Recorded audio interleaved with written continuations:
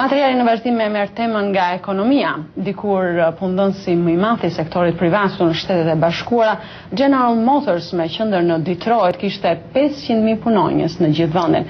Ky numër ra në 60.000 vitet e fundit. Tani shteti i Michiganit, që po kalon një periudhë depresioni ekonomik, mund të zhytet edhe më thellë në të, pasi GM ka në plan të shkurtojë 20.000 vende pune dhe të mbyllë 17 objekte të tij në gjithë vendin në kuadrin e riorganizimit për dalë nga falimentimi. Ndërkohë ardhmja e punonjësve të industrisë automobilëve për të vazhduar punën apo për të gjetur një punë tjetër duket e zymt. Në Detroit sheh kudo shenjat e perëndimit të një periudhe kur qyteti ishte simbol i fuqishëm i klasës punëtore të Amerikës. Një stacion treni dikur i mbushur me njerëz tani është i boshatisur në mes të ish sektorit të automjeteve të Detroit në bulevardin Michigan. Nuk shikon më makina Cadillac apo pjesë për makina që të dalin nga uzinat e ndërtimit, shumica e të cilave të mbyllura dhe të rënuara. Ky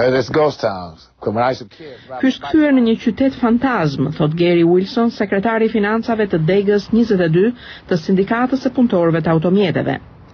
Gary u rit në këtë lagje dhe u punësua në General Motors në vitin 1977. Pas mbarimit të shkollës së mesme, ne kemi shkuar të punojë. Kjo ka qenë mënyra e jetesës këtu në Detroit, thot Gary. Por tani kjo mënyrë jetese po zhduket pasi shumë vende pune në industrinë e automjeteve nuk ekzistojnë më.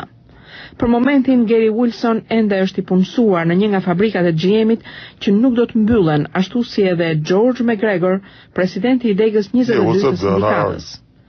McGregor filloi punën në General Motors në vitin 1968, duke ju bashkuar shokëve të tij të ushtrisë që paguheshin mirë në linjat e montimit. Kur punësova këtu, mendova se ishte gjëja më e mirë që kisha arritur, thot McGregor.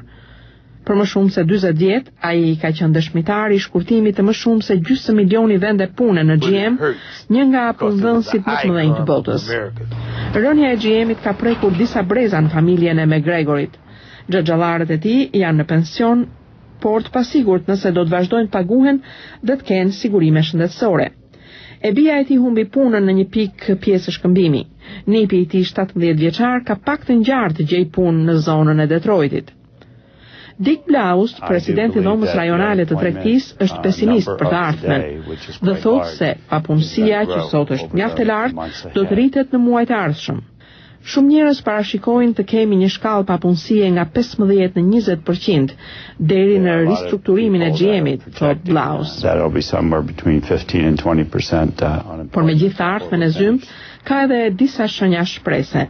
Në bazë të marrëveshjes së arritur mes GM-it dhe sindikatës, të papunët do të rifillojnë punë në linjat e montimit në vendet që do të krijohen. Një uzinë e GM-it për prodhimin e makinave të vogla që ishte planifikuar të hapej në Kinë, do të hapet në Shtetet e Bashkuara pas riorganizimit të GM-it. Por fillimi i një pune të re në një uzinë të re do të jetë i vështirë për punonjës si Wilsoni dhe McGregori, që janë në prag të pensionimit. Ata thonë se nuk kanë ku shkojnë, prandaj do të presin derisa kompania të ristrukturohet. McGregor beson se zgjidhja përfundimtare e problemeve që kanë pllakosur General Motorsin, si dhe Chryslerin dhe Fordin, nuk është vetëm nxjerrja e tyre nga falimentimi, por ristrukturimi i gjithë ekonomisë së vendit, që do të siguronte përsëri punë njerëzve dhe eventualisht ata do të blinin dhe ngjisnin makina të reja.